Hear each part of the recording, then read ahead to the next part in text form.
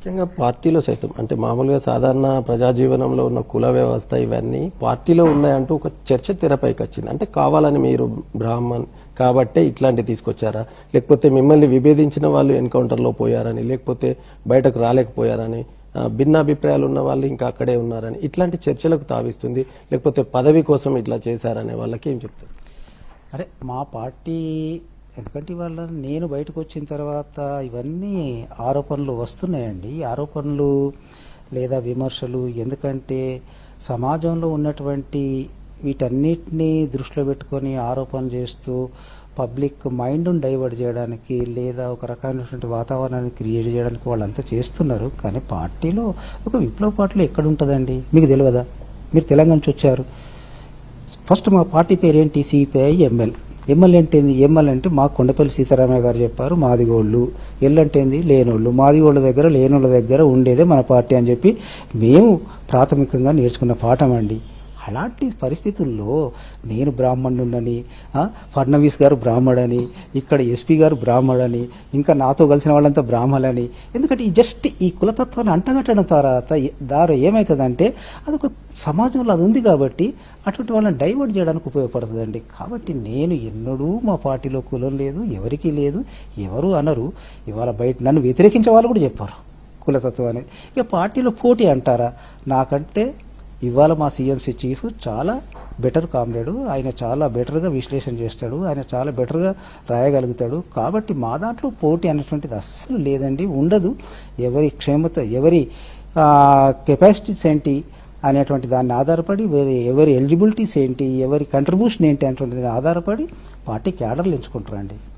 అజ్ఞాతంలో ఉన్న వాళ్ళకి మీరు చెప్పేది ఏంటి? మిగతా వాళ్ళందరూ ఇప్పుడు బయటకు వస్తారని మీరు ఆశిస్తున్నారా? ఒకవేళ మీరు చెప్తే వింటే మీ అభిప్రాయం ఏంటి? నేను లోపల ఉండగానే అందరం కలిసిపోదామని చెప్పి మ్యాక్సిమం ప్రయత్నం చేసిన రాలేదండి. రాక కొద్దిమంది అమరులయ్యారు. వాడి పట్ల నాకు బాధే ఉంది. ఇప్పటికీ నేను చాలా కాన్ఫిడెన్స్తో ఉన్నాను.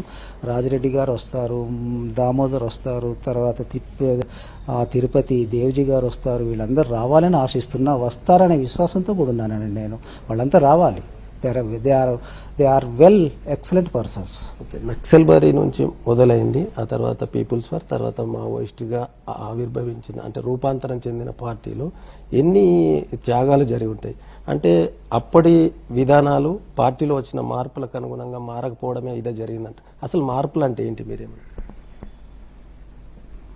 మార్పులు అంటే సమాజంలో జరిగేటువంటి మార్పులు అండి. సమాజంలో చాలా మార్పులు జరుగుతున్నాయి. ఎప్పుడు మార్పు, change is the law of life అండి. అందుకోసం మార్పుకు అతీతం ఏది కాదు. పదార్థం చలనంలో ఉంటుంది. అందుకోసం వాటికి అనుకూలంగా మనం మారాల్సిందే. అంటే మార్పు అంటే రాజ్యాన్ని అంచనా వేయకపోవడం అనేది మీరు చెప్తూ వచ్చారు. అంటే రాజ్యం ముందు నుంచి రాజ్యం ఉంది, కానీ దానికి సమాంతరంగా రాజ్యాన్ని జనతా సర్కార్ నడిపించిన హిస్టరీ మీకు ఉంది. అదే రాజ్యం ఒకప్పుడు నేను ముందే చెప్పాను. ఎందుకంటే రాజ్యం ముందు నుంచి ఉంది. రాజ్యం అనేది క్రీస్తుపూర్వం 5వ శతాబ్దంలోనే ఉనికిలోకి వచ్చింది. ఇప్పటివరకు రాజ్యం అనేక రూపాంతరాలు చెందుతూ వస్తుంది. కాబట్టి నిన్నటి రాజ్యం నిన్నటి రకంగా ఉంది, ఇవాళ రాజ్యం ఈ రోజు మరో రకంగా ఉంది. అంటే దాని యొక్క డెవలప్మెంట్ జరుగుతున్నటువంటిది ఏదైతే ఉందో దాన్ని దృష్టిలో పెట్టుకున్నప్పుడు మేము జనతన రాజ్యం ఏర్పాటు చేసింది నిజమే, ప్రత్యామ్నాయ ప్రజల అధికారం అని చెప్పి ఏర్పాటు చేసింది నిజమే. ప్రజలకు ప్రజాస్వామ్యంలో సమాహిత అభివృద్ధి, సమాహిత డెమోక్రసీ అనేటువంటిది ఏదైతే ఒక ఉనికిలోకి వచ్చినటువంటిది ఉందో దానికోసం ప్రజలందరినీ కలుపుకొని ప్రజాస్వామ్యం కోసం పనిచేద్దామనేది ఆశిస్తున్నాం. ముఖ్యంగా దేశంలోని రాజకీయ పార్టీలు లేదా పాలన రాష్ట్రాల్లోని ఇటు మహారాష్ట్ర కావచ్చు, ఛత్తీస్గఢ్లోని మావోయిస్టు ప్రాబల్య ప్రాంతాల్లో ఎట్లా ఉంది? తెలంగాణలో మీరు పుట్టిన తెలంగాణలో పరిస్థితి ఏంటి? మీకున్న అవగాహన?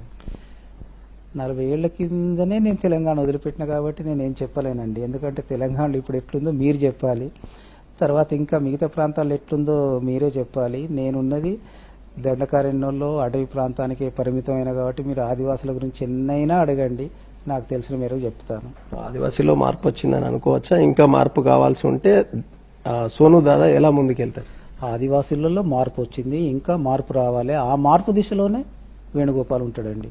వేణుగోపాల్ రాజకీయ వైపు వెళ్తారా, లేకపోతే రాజకీయ పార్టీలో చేరుతారా, లేదంటే ఏదైనా సంఘాలు ఏర్పాటు చేసి అట్లా ముందుకెళ్తారా? ఇప్పుడు మీ సార్ అదే నేను రాజకీయాలలో ఎప్పుడూ ఉన్నానండి, ఇప్పుడు ఉన్నాను, నిన్న ఉన్నాను, రేపు ఉంటాను.